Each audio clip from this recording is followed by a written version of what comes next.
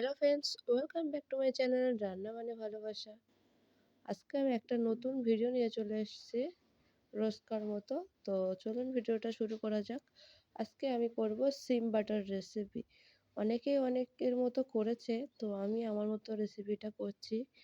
আপনারা দেখতে থাকেন আমি কিভাবে করছি সিম বাটার রেসিপিটা। তো আমি এখানে সিম নিয়ে নিয়েছি কয়েক কোয়া, রসুন নিয়েছি, একটা পেঁয়াজ নিয়েছি, কাঁচা লঙ্কা আর টমেটো। এগুলো ভালো করে সিদ্ধ করে নেব। একটা কড়াইতে পানি দিয়ে সিদ্ধ করছি। তো আমার এখানে ভালো মতো সিদ্ধ করতে হবে। তো আমি সিদ্ধ করা আর হালকা লবণ দিয়ে এগুলো ভালো মতো সিদ্ধ করে নেব।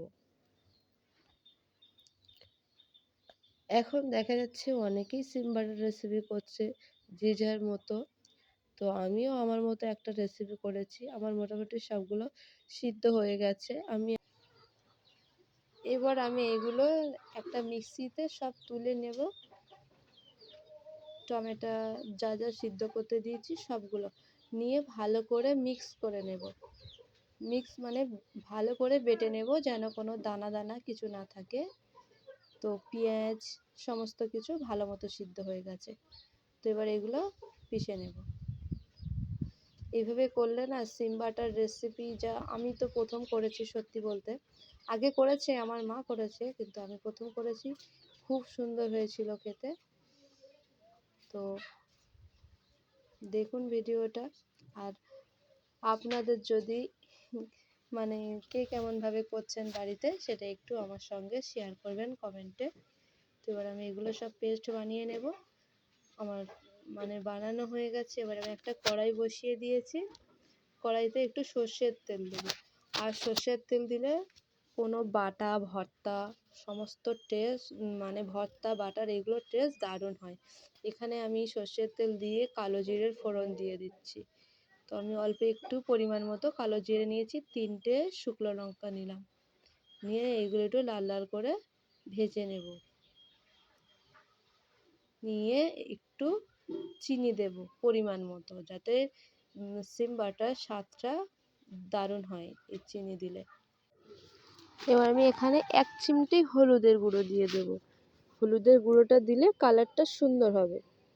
এবারে যা সিমটা বেটে রেখেছিলাম, যে সিমটা ওটা দিয়ে দেব। দিয়ে ভালো করে নাড়িয়ে চাড়িয়ে নেব। ভালো করে নাড়িয়ে চাড়িয়ে নেব। আর সিমের যে পানিটা থাকে ওটা যাতে টেনে টেনে যায়, সিমটা শুকনো শুকনো হয়ে আসা অবস্থা পর্যন্ত আমি ওয়েট করব, ভাজতে থাকবো। তো যখন সিম বাটাটা হয়ে যাবে দেখবেন কড়াইয়ের গায়ে আর তেমন জড়াবে না বা লেগে যাবে না, তখনই বুঝতে হবে আমাদের সিম বাটাটা হয়ে এসছে। আমি এখানে একটু লবণ দিয়েছি, আমার লবণের পরিমাপটা তখন কম ছিল, সেই জন্য এখন একটু দিলাম। তো এবার নাড়িয়ে চাড়িয়ে নেব। এইভাবে নাড়তেই থাকবো। মোটামুটি আমার কড়াইয়ের গায়ে আর তেমন লেগে যাচ্ছে না। তো ভাবতে হবে এই টাইমে আমার সিম বাটাটা রেডি হয়ে গেছে। দেখুন কড়াইয়ের গায়ে থেকে সিম বাটাটা তো সরে আসছে, আর তাছাড়া তেলও ছেড়েছে। এই টাইমটাই পুরো আমার সিম বাটা রেডি হয়ে গেছে। এবারে আমি পরিবেশন করব। আশা করি ভিডিওটা আপনাদের ভালো লাগবে।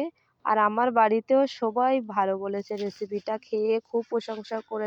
এবার পরিবেশন করব। আপনাদের যদি ভিডিওটা ভালো লাগে অবশ্যই লাইক করবেন, কমেন্টে জানাবেন আমার সিম বাটার রেসিপিটা আপনাদের কেমন লাগলো। আর নতুন হলে সাবস্ক্রাইব করে পাশে থাকতে ভুলবেন না। সবাই ভালো থাকবেন, সুস্থ থাকবেন। দেখা হবে অন্য কোনো ভিডিওতে। আল্লাহ হাফেজ।